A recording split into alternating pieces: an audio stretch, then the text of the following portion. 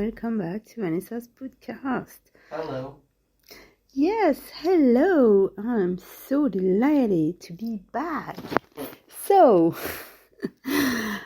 so much great stuff is happening, and I got some great live program for you to tell you about, and I hope you will take advantage. It's like the best thing ever in January. So, and it's very, very affordable. So, you should definitely think about taking part of it. So, to get back to the last episode, I kind of got cut through the last phrase I was trying to place. So I'm going to briefly finish on that, and then I'm going to go on something completely different, and then we're just going to move on.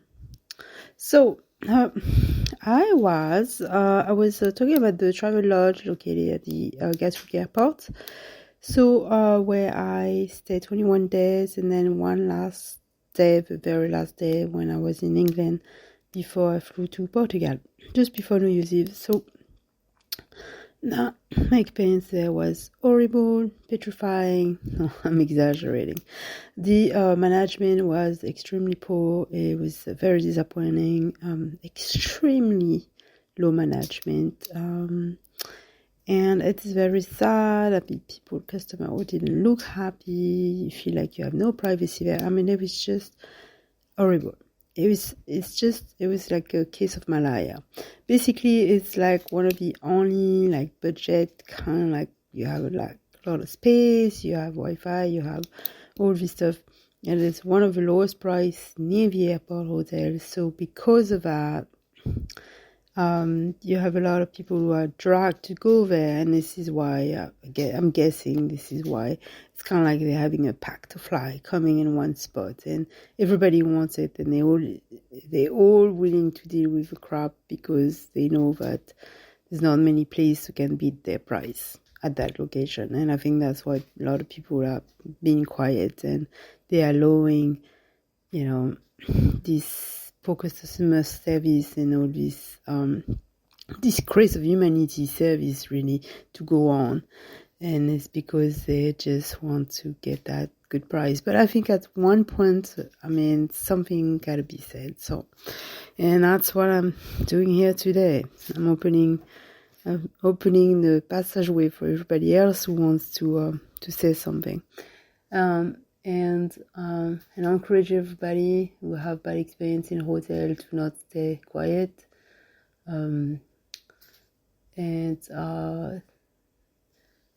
Just don't drill over making a big deal out of everything. But I think that if you have experienced the worst treatment ever and you are paying money, I think it's worth fighting for some justice, at least some. Anyway, so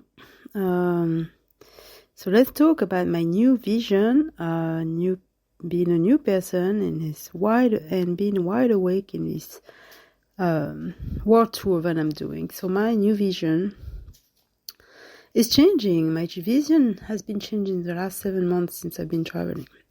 I had a lot of thoughts of how things were going to be, places I was going to see, a new house I was going to buy. I mean, I had all these hopes and dreams, this experience I was gonna have, and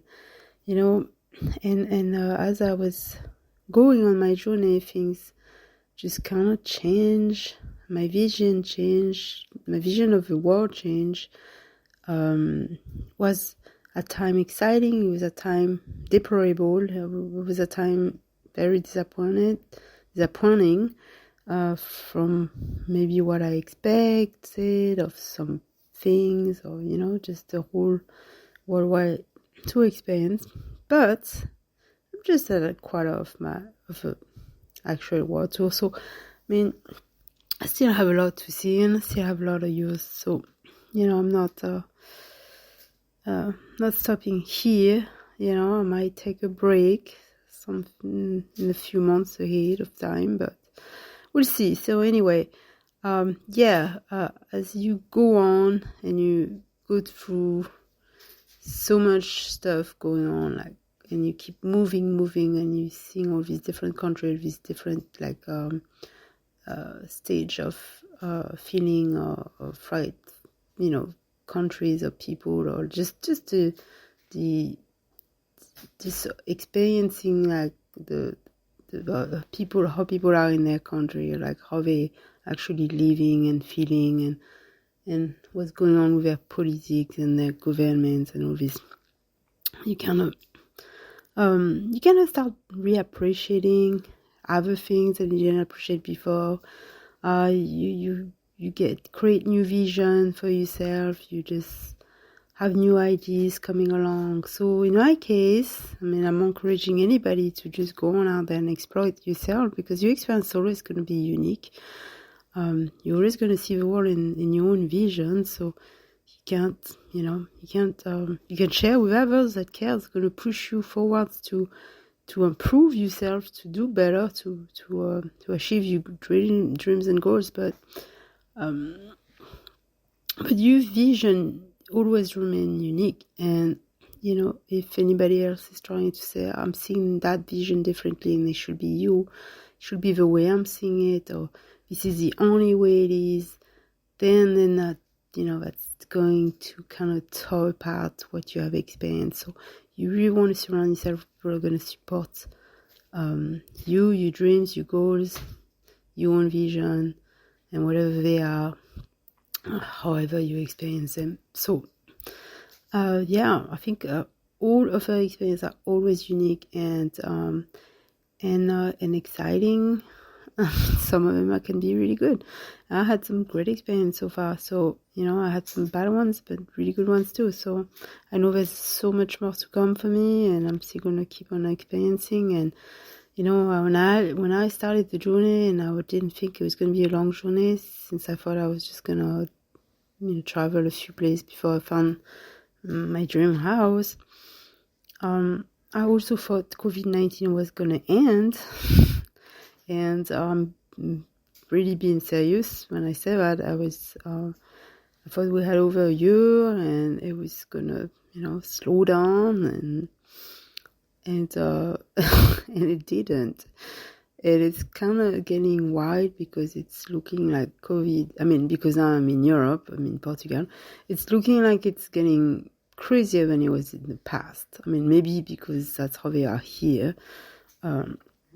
When I was in Istanbul and I was in Albania, no one was wearing masks, and it wasn't so bad in US either. So, but yeah, here in Europe, people are like,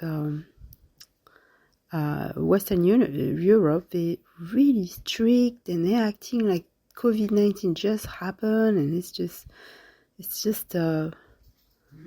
weird, because they're just wasting everybody's time, just talking about the same thing on TV all the time. It's just like they need to get a move on and just turn the page, and slow things down a little bit. I think they should just, Anyway, just kind of makes. But the good thing is, they have at least free COVID tests. So other places charge you a lot of money. So at least that's one good thing, is you don't have to pay for your COVID. So I'm not going to complain about that. So anyway, why all of this was going on, why I was like, oh damn, I could not find the house, my dream. So I kept going. I said, I'm going to change this. The pursuit to find my dream house, and I'm going to change it into my world tour, since that's something I always wanted to do it. So I said, why not now? It's better now than never, before I get too old, and before my son is too old for even wanting to come along with me. So, I thought, after all the crisis we went through with COVID-19, it was like, this is the perfect time in my life for me to do that and prove myself, and I can do it, and then prove the world and everybody who's listening to that podcast that wasn't just all talk. And then when I said I was going to get out of the US after being 20 years in US, then it was time for me to leave. After spending 20 years living in the US, it was time for me to get out of there.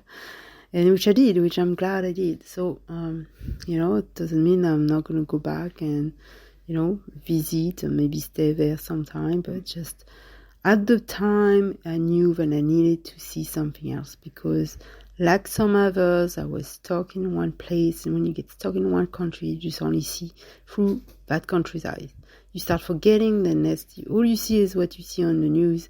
And if you don't see any of the news in US news, then you just see what they bring to you. And I was really nothing. And it's not really like what's happening in the world or like how things are actually going in the world, what you see through the US news when you're residing over there.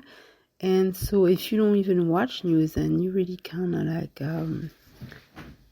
it's kind of like you extinct from the entire planet and not realizing how much you are being giving and how much grateful you should be for all this amount of free food you're getting and, you know, all the great technology you have and all the, you know, just the palace and the restaurant and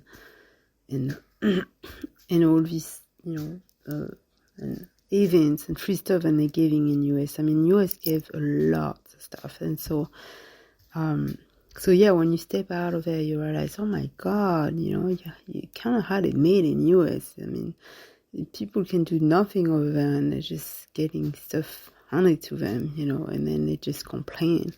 But it's true. It's true. You really turn into a lazy bastard, bored individual in US. And that's why you lose that excitement, because no matter what job you have or what you're doing in US, you have everything at your mercy so easily. You just click a finger and you have it. Unless you're asking for a huge, large grant or, you know, a big education that costs a lot of money. But everything else, you can just kind of go around, like you can almost access and get anything you want. So there's no pursuit. And when there's no pursuit, then your life becomes boring, bold. Not bold. I'm looking for that word. Anyway, it doesn't matter. Anyway, so let's keep moving. So, yes, on January 28th, and it's not too late to sign up. Go on the Facebook page or the Instagram for Marie Morrissey, M-A-R-I-E, Morrissey, M-O-R-R-I-S-S-E-Y. So Marie Morrissey. She has a Dream Builder Live like she did last year. I did the 2020 live. That was the first time I attended. It was a 4 days for 8 hours day. For 4 days live in groups, and she's there talking to you. If you're lucky, you might even speak to her if you get a chance to ask a question. And this year is only for $47. And those things, when she used to do them in person, used to be $500 to $5,000 for 3 days seminars.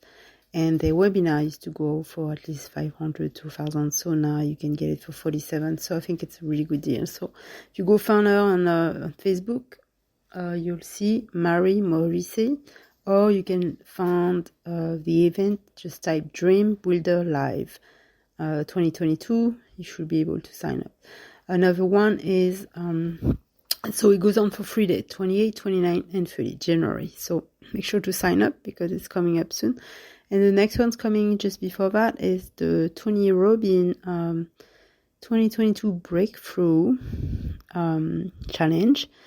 And that's on January 25 to the 29. So you got 25, 26, 27, 28, 29. So, and it's free. So now if you want to upgrade to VIP, it's $197.